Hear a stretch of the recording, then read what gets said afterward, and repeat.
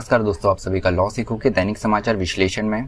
तो चलिए आज के आर्टिकल्स देखते हैं। आज का जो हमारा पहला आर्टिकल है ये इन्वायरमेंट इम्पैक्ट असेसमेंट, पर्यावरण प्रभाव आकलन के बारे में बात करता है। 2020 का नोटिफिकेशन आया हुआ था जिस पर काफ़ी ज़्यादा डिस्कशन हुआ था, काफ़ी ज़्यादा इसका क्रिटिसिज्म करा गया था। उसी के बारे में ये आर्टिकल बात करता है। उसके अलावा ऐसे कौन कौन से रेगुलेशन के चेंजेस कर सकते हैं जिससे हमारा इन्वायरमेंट ज़्यादा से ज़्यादा प्रोटेक्टेड रहे, उसके बारे में भी ये आर्टिकल बात करता है। उसके बाद में जो हमारा दूसरा आर्टिकल है ये डायबिटीज़ के बारे में बात करता है, खासकर जो गेस्टेशनल डायबिटीज़ है उसके बारे में ये बात करता है कि इससे हमारी जो पॉपुलेशन है वो कितनी अफेक्टेड है इंडिया पे, वर्ल्ड के लेवल पे। कौन कौन से ऐसे इंटरवेंशन है, कौन कौन से ऐसे कदम हैं जो उठाए जा सकते हैं सरकार के द्वारा, उन सब मुद्दों पे ये आर्टिकल बात करता है। लास्ट में हमारा न्यूज़ इन फ्लैश रहता है जिनमें हम उन समाचारों के बारे में चर्चा करते हैं जो कि हमारे एग्जाम्स के लिए इम्पॉर्टेंट है। तो चलिए मैं आगे बढ़ूँ उससे पहले लॉ सीखो का प्रोजेक्ट मैवरिक के बारे में आपको बताना चाहूँगा। ये क्लेट के लिए ऑलमोस्ट फ्री कोर्स है, तो अगर आप क्लेट की प्रिपरेशन कर रहे हैं तो आपके लिए ये कोर्स बहुत ज़्यादा हेल्पफुल हो सकता है। तो चलिए आज का MCQ देखते हैं। वो यह है कि निम्न में से कौन सी कंट्री क्वाड की मेंबर नहीं है। आपका ऑप्शन ए है ऑस्ट्रेलिया, ऑप्शन बी है इंडिया, ऑप्शन सी है ब्राज़ील, या ऑप्शन डी जापान। जो भी आपका उत्तर हो कमेंट बॉक्स में ज़रूर लिखिएगा। तो चलिए वर्णनात्मक प्रश्न की ओर आते हैं। वो ये है कि इन्वायरमेंट इम्पैक्ट असेसमेंट नोटिफिकेशन 2020 का जो ड्राफ्ट है इसकी आपको एक डिटेल में डिस्कशन करना है, इसकी एक डिटेल में चर्चा करना है। इन्वायरमेंट इम्पैक्ट असेसमेंट मतलब पर्यावरण प्रभाव आकलन। तो इसकी आपको चर्चा करते हुए आपको उन एडमिनिस्ट्रेटिव रिफॉर्म्स के बारे में, उस प्रशासनिक सुधारों के बारे में बताना है जिससे हमारा इन्वायरमेंट प्रोटेक्ट हो सकता है। तो आप आपका उत्तर 250 शब्दों में लिख सकते हैं। तो चलिए हमारा जो पहला आर्टिकल है इन्वायरमेंटल इम्पैक्ट असेसमेंट के बारे में, उसके बारे में बात करते हैं। तो हाल ही में सुप्रीम कोर्ट में एक PIL फाइल हुई है। इसमें बात की गई है कि इन्वायरमेंट रेगुलेटर जो है वो अपॉइंट होना चाहिए अंडर इन्वायरमेंट प्रोटेक्शन एक्ट 1986। तो एक नोटिस गया है यहाँ पर सुप्रीम कोर्ट के द्वारा सेंट्रल गवर्नमेंट को, हमारी केंद्र सरकार को। तो इससे जुड़े हुए कौन कौन से इश्यूज इन्वॉल्व है वो हम देखते हैं। तो यहाँ पर आने वाली बात इस समय पे देखने को मिलेगा कि क्या सेंटर ऐसा कोई रेगुलेटर अपॉइंट करता है या नहीं करता है, क्या रिप्लाई देता है।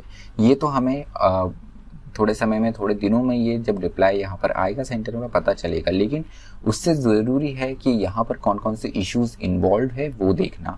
तो सबसे पहले अगर हम देखें तो draft environment impact assessment notification 2020 जो आया ये कोविड के एक पीरियड में आया। इसको देखते हुए काफ़ी ज़्यादा क्रिटिसिज्म इसका करा गया कि पब्लिक कंसल्टेशन के लिए भी काफ़ी ज़्यादा कम यहाँ पर टाइम मिला है। और यहाँ पे इस नोटिफिकेशन का जो क्रिटिसिज्म किया गया है उसका जो मुख्य रीज़न है, उसका जो मेन कारण है वो ये है कि यहाँ पे सिविल सोसाइटी का जो रोल हुआ करता था, जो विभिन्न सामाजिक संगठन या सामाजिक लोगों का जो यहाँ पर एक रोल हुआ करता था इन्वायरमेंट इम्पैक्ट असेसमेंट में, उनका एक से होता था, उसको एकदम मिनिमाइज या ख़त्म ही कर दिया गया है, उसे एलिमिनेट कर दिया गया है।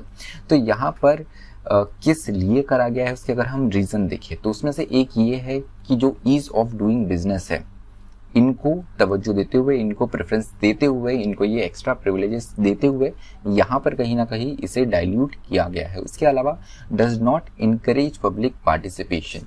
तो यहाँ पर जैसे मैंने बताया कि सिविल सोसाइटी का जो रोल है, जो सामाजिक संगठनों का, लोगों का जो रोल है वो कम से कम किया गया। Even for this particular notification also, जब ये नोटिफिकेशन आया तो इसमें बहुत ही मिनिमम पब्लिक पार्टिसिपेशन और कंसल्टेशन देखने को मिला।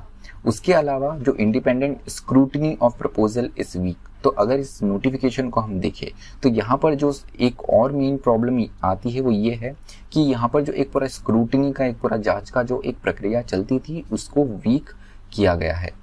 तो चलिए दूसरे बिंदु पे आते हैं जो कि बात करता है lack of credibility of environment impact assessment process.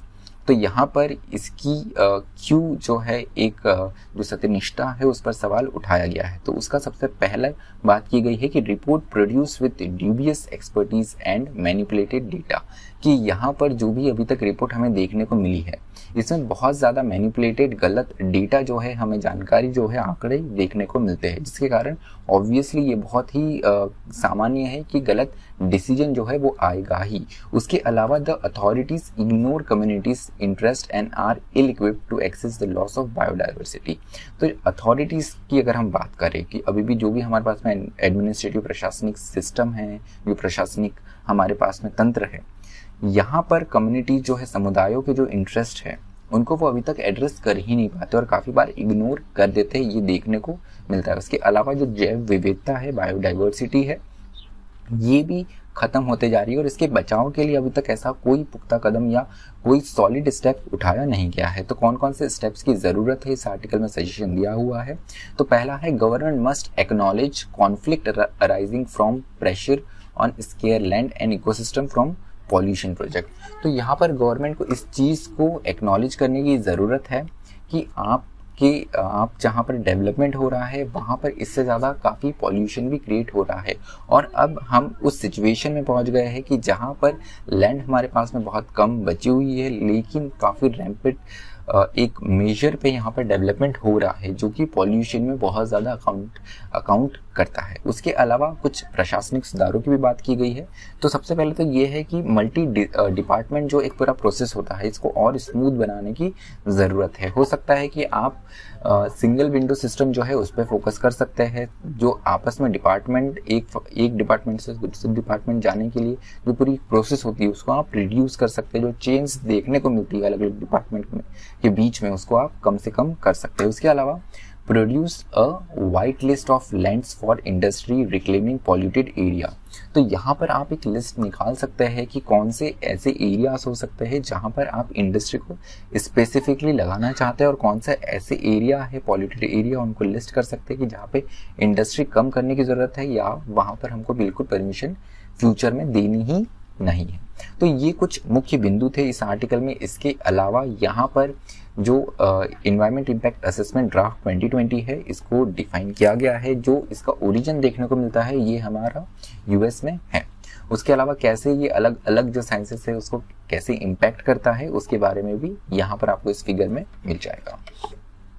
तो चलिए, जो दूसरा आर्टिकल है ये डायबिटीज़ के बारे में। तो स्वास्थ्य से जुड़े हुए हमने काफ़ी आर्टिकल्स के बारे में बात करें, तो आज हम बात करेंगे डायबिटीज़ के बारे में। उसमें भी जो गेस्टेशनल डायबिटीज़ है उसके बारे में हम डिस्कस करेंगे। तो ये न्यूज़ में कैसे आया, तो nearly 7 crore adults in India are diagnosed with diabetes and half with pre diabetics. तो यहाँ पर 7 करोड़ की हमारी जो आबादी है वो कहीं ना कहीं किसी न किसी तरीके की जो मधुमेह की बीमारी है उससे जूझ रही है या उनको ये बीमारी है, ये देखने को मिलता है। उसमें सबसे जो कॉमन है वो टाइप 2 डायबिटीज़ है।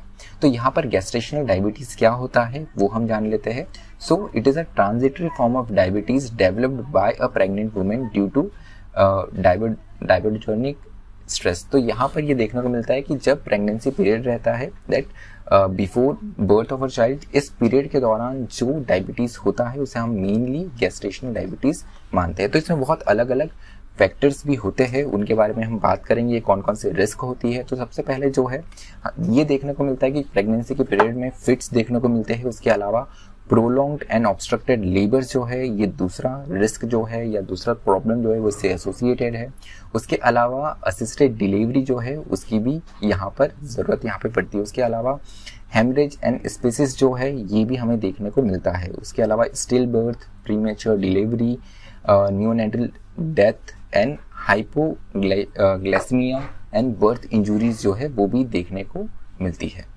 तो चलिए, कुछ रिलेवेंट डेटा है वो हम देख लेते हैं। तो अगर इंटरनेशनल डायबिटीज़ फेडरेशन की माने तो 25% of pregnancy in south India में बी अफेक्टेड विथ हाइपरग्लाइसेमिया। तो यहाँ पर जो साउथ इंडिया में 25% प्रेगनेंसी होती है वो कहीं ना कहीं डायबिटीज़ से अफेक्टेड रहती है। खास तौर पे अगर हम देखें तो अर्बन एरिया में ज़्यादा देखने को मिलती है, अराउंड 30%, एंड रूरल एरिया में इट इज़ अराउंड 10%। तो यहाँ पर अगर हम देखें तो 27 to 30 लाख वुमेन जो है डेवलप दिस पर्टिकुलर प्रॉब्लम हर साल, एवरी ईयर उनको ये प्रॉब्लम से जूझना पड़ता है। चलिए, और दूसरे आंकड़ों पे आते हैं। तो यहाँ पर जो half women with gestational diabetes, जितनी वुमेन को गेस्टेशनल डायबिटीज़ है उसमें से अगर आधी महिलाओं को देखें तो उनको टाइप 2 डायबिटीज़ जो हुआ है with in 10 year without preventive care. तो यहाँ पर ये एक और इम्पॉर्टेंट पॉइंट हो जाता है। उसके अलावा child born are also at high risk of obesity, type 2 diabetes and cardiovascular diseases. तो यहाँ पर जो रिस्क है वो केवल मदर तक ही नहीं रहती है, वो चाइल्ड को भी ट्रांसफर होने के बहुत ज़्यादा चांसेस होते हैं। तो चाइल्ड में भी ओबेसिटी या टाइप 2 डायबिटीज़ या कोई कार्डियोवास्कुलर डिसीज जो हार्ट से रिलेटेड डिसीज है, ये भी देखने को मिल सकती है।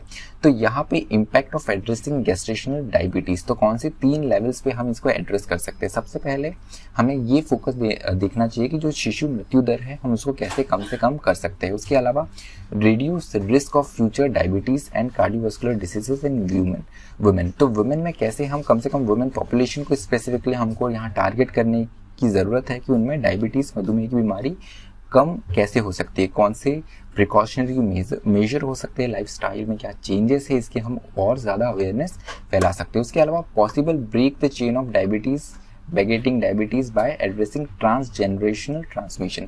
तो एक और चीज़ जो ये है कि जब भी डायबिटीज़ किसी होता है तो ये पूछा जाता है कि क्या आपकी फैमिली में कोई बैकग्राउंड है, किसी को ये पहले हो चुका है। तो यहाँ पर जनरेशन टू जनरेशन जो डायबिटीज़ ट्रांसफ़र होता है, इस चेन को भी ब्रेक करने की ज़रूरत है, इसे भी एड्रेस करने की ज़रूरत है, इस आर्टिकल में ये बताया है। उसके अलावा lack of public awareness and low awareness and capacity within health system for testing and care major issue. तो मेजर इशू जो है लास्ट में जो मेन पॉइंट हाईलाइट यहाँ पे किया गया है वो ये है कि यहाँ पे सामाजिक जागरूकता, पब्लिक अवेयरनेस बहुत ही मिनिमम है। उसके अलावा हमारा जो सिस्टम है, हेल्थ केयर सिस्टम है, उसकी भी अभी इतनी कैपेसिटी नहीं है कि वो इतने ज़्यादा लेवल पे यहाँ पे टेस्टिंग और केयर कर सकता हूँ। तो चलिए यहाँ पर कुछ फिगर्स है जिसमें डायबिटीज़ जो है उसके बारे में दिया गया है और ये कितनी मेजर एक प्रॉब्लम है। उसके अलावा न्यूज़ इन फ्लैश है आज का हमारा, जिसमें बताया गया है कि नॉन लैप्सेबल फंड जो है वो हेल्थ केयर के लिए अब अपॉइंट होगा। तो हमेशा हमें देखने को ये मिलता था कि जो फंड होता था that is for particular year या 5 साल के लिए होता था। अगर आप इसका यूटिलाइजेशन नहीं करते हैं तो ये अपने आप में एग्जॉस्ट हो जाता था। लेकिन अब ये फर्स्ट टाइम एक ऐसा फंड आने वाला है जो कि एक लॉन्ग टर्म के लिए रहेगा और ये लैप्स नहीं होगा। तो यहाँ पे union cabinet chaired by PM has approved the PM स्वास्थ्य सुरक्षा निधि PMSSN। तो ये जो योजना है इसका नाम है पीएम स्वास्थ्य सुरक्षा योजना। इसके बारे में थोड़ा और जान लेते हैं। तो ये एक ऐसा रिजर्व फंड होगा जो कि पर्टिकुलरली हेल्थ और एजुकेशन सेस जो है वहाँ से कलेक्ट किया जाएगा, जो कि अभी under section 136B of finance act के अंदर कलेक्ट किया जा रहा है। तो चलिए जो इसको एडमिनिस्टर और मेंटेन करेगी वो रहेगी हेल्थ मिनिस्ट्री। तो चलिए आज का हमारा डिस्कशन यही खत्म होता है। इस वीडियो की PDF आपको हमारे टेलीग्राम चैनल पे मिल जाएंगी। Thank you.